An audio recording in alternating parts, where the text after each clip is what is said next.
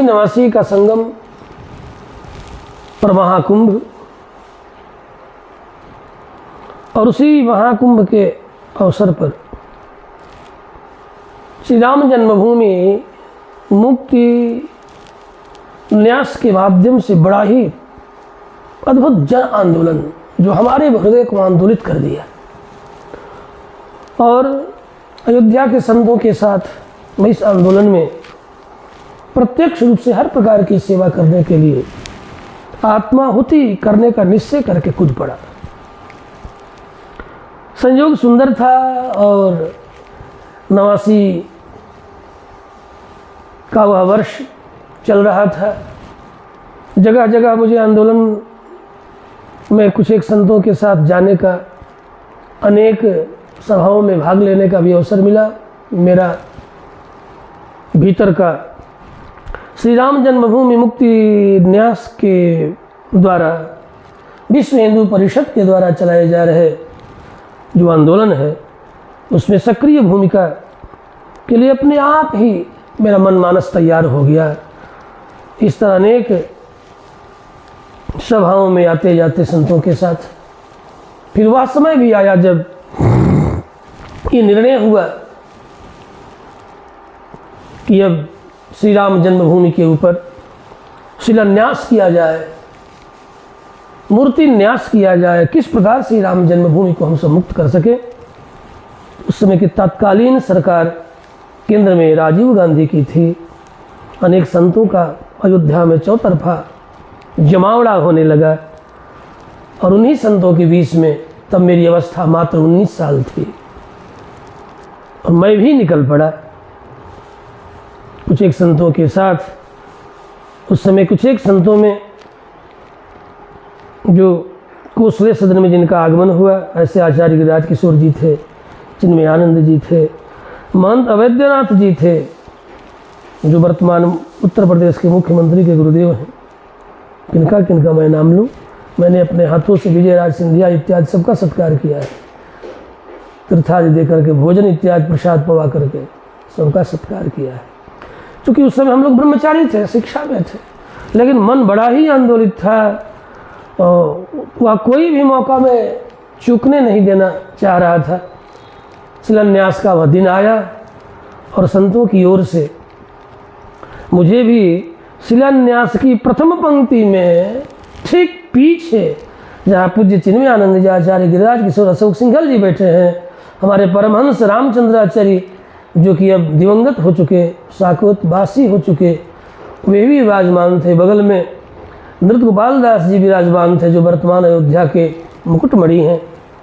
हमारे पूज्य गुरुदेव की परंपरा में प्राप्त आचार्य समान आदरणीय जगत गुरु रामानुजाचार्य स्वामी वासुदेवाचार्य जी महाराज विराजमान थे। आप सबके बीच ठीक इन्हीं के पीछे पिछली पंक्ति में कोई पहले से ऐसा कोई नियोजन नहीं था कब क्या होगा। हाँ, शिलान्यास के निमित्त जिस आदिवासी को नियुक्त किया गया था, चौपाल जी को, जो कि उस समय बिहार प्रांत के रहने वाले, जो आज झारखंड कहला रहा है, उनके द्वारा शिलान्यास, और तत्काल उसी शिलान्यास के पश्चात एक मिट्टी की मूर्ति भगवान श्री रामभद्र की रखी हुई थी, उसे भी वहाँ रखना था। कोई पहले से खास नियोजन नहीं था, लेकिन ये सब महापुरुष जुड़ रहे थे कि किसके हाथों से ये मूर्ति रख दिया जाए। बस उस मूर्ति को जब ही ये कानाफूसी होने लगी, तब तक एक हाथ बढ़ा, वो हाथ किसी और का नहीं था, सिंघल जी का हाथ था। उन्होंने मेरी ओर इशारा किया, और इशारा करते ही मैं उठ के खड़ा हुआ, और उस मूर्ति को उठा करके उसी शिलान्यास के ऊपर जो 9 बाई 9 का खाता खोदा गया था, उसमें वह मिट्टी की मूर्ति भगवान श्री रामभद्र की थी। उस मिट्टी की मूर्ति का रखना इन्हीं हाथों के द्वारा संपन्न हुआ। इस तरह भगवान श्री रामभद्र ने इन हाथों से अपनी मिट्टी की मूर्ति रखवा करके मेरे द्वारा जो कार्य सेवा स्वीकार की, इसके लिए मैं भगवान के प्रति अत्यंत कृतज्ञ हूँ। भगवान के ही प्रति नहीं, उन समस्त पूज्य आचार्यों के प्रति भी जिन लोगों ने मुझे ये अवसर प्रदान किया, बिना किसी योजना के ये अवसर मुझे प्राप्त हुआ, उन सबके प्रति मैं हृदय से आभार व्यक्त करता हूँ। और तभी ये तथ्य आज इतने वर्षों तक कभी भी मैं अभिव्यक्त नहीं किया, आज अभिव्यक्त इसलिए कर रहा हूँ। उसका कारण मुख्य है कि जिसके लिए जन आंदोलन विगत 500 वर्षों से राजा राजवाड़ों ने लड़ा,